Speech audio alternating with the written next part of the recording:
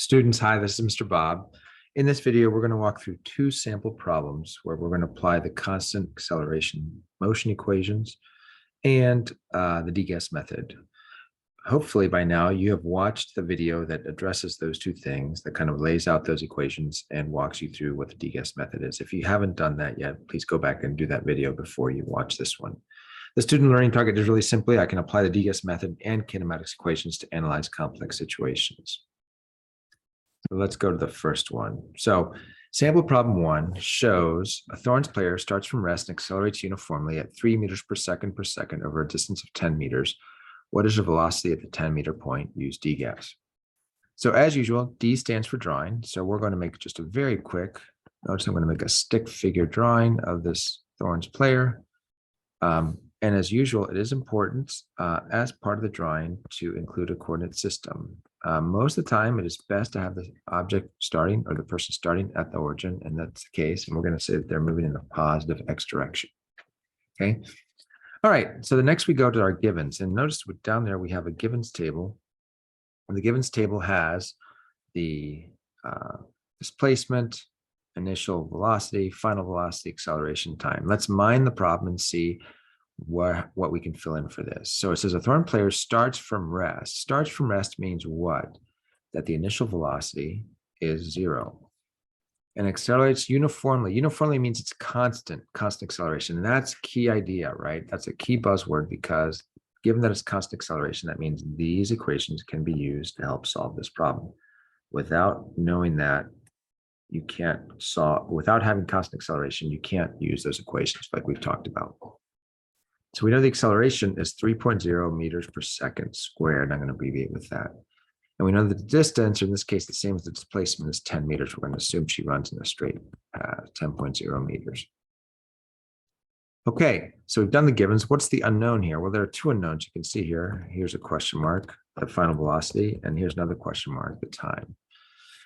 Okay, so now what we need to do is we need to figure out which of these equations over here in this box, which of these would serve us best given the information we have and the information we need.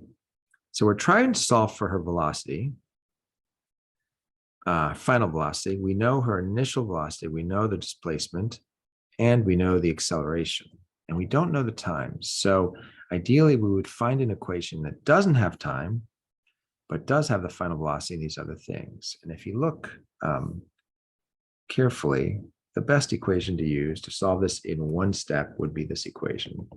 There is more than one way to solve this. You could first solve for time and then go from there using other equations, but I'm just going to solve it in this one-step method.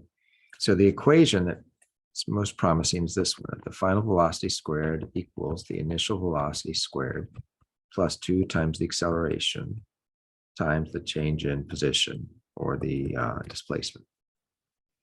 Okay. Now, in this case, we are really lucky because the next step, which is basically solve, we're solving for the final velocity squared. That's what we want for the final velocity, excuse me.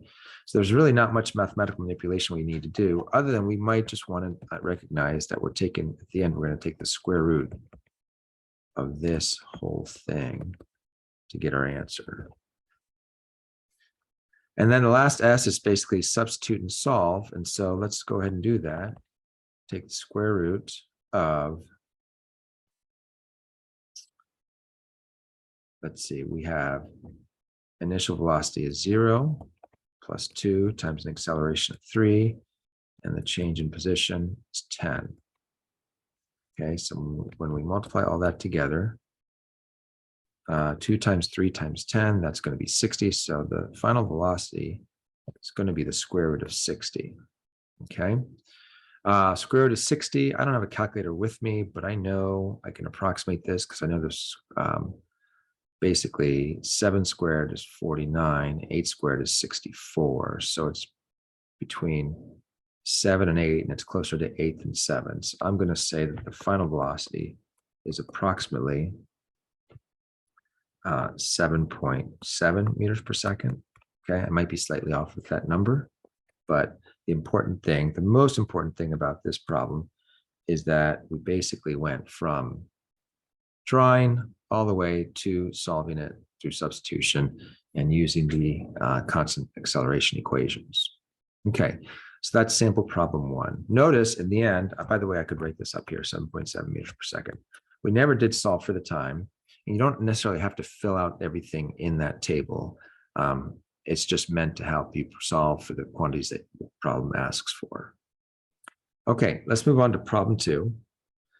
Problem 2 says a car initially traveling at 7 meters per second uniformly speeds up for 4 seconds at a rate of 5 meters per second per second. How far does it travel in those 4.0 seconds? Use DGUESS. So again, we're going to start with a drawing. And in that drawing, we're going to have basically a simple little car. And we're also going to have basically have it starting at the origin. We're going to have it moving in the positive X direction. Okay.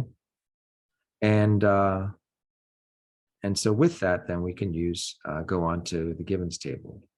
Okay. Notice it took me less than 30 seconds to do that drawing. Sometimes students complain that they say the drawing takes too much time, slows them down. It really doesn't. Let's again mind the problem to see how much of this table we can fill in. Car initially traveling at 7 meters per second. Okay. Notice I have an initial velocity of 7.0 meters per second.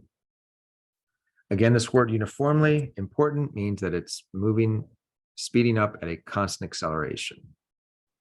So we know here, this time we do know the time, it's 4.0 seconds. And we know the acceleration is 5.0 meters per second. And the unknown is how far does it travel? Another unknown is basically what is the final velocity? Not sure if we'll have to solve for that. We'll have to wait and see. Okay, so we've done the givens. We've identified the unknowns. So the equation, what equation can we use? Well, we're looking for a displacement, a change in position, and we know the acceleration, we know the time, and we know the initial velocity. When I look over here, notice this equation that I'm going to highlight in light blue seems to fit the bill best because I can rearrange this X and this final position, initial position to be a displacement. I know the initial velocity, I know the time, I know the acceleration. And so I can check off those. And this is the only unknown over here, which is what I'm looking for. So let's go ahead and write that down here. Final position equals initial position plus initial velocity times time plus 1/2 the acceleration times time squared. Now let's manipulate this. To manipulate this, we are going to subtract from both sides the initial position. And in doing so, this part cancels here. And we're left with this equation here, which is the initial position minus the final, the final position minus the initial position equals the initial velocity times the time plus 1/2 acceleration times time squared. This is basically the displacement, right? This is the same thing. So we can basically say that the displacement equals, and I'm going to start substituting numbers in here now. We can go move to that final step. The initial velocity is 7.0 meters per second. Time is 4 seconds. Plus 1/2, the acceleration is 5 meters per second squared. And the time squared, so that would be 4 seconds squared. By the way, I don't always include the units when I substitute numbers. It's not a bad idea, but sometimes it can get a bit cumbersome. All right, so let's just do the math now. 7 times 4 is 28. 4 squared is 16, divided by 2 is 8, times 5 is 40. 28 plus 40.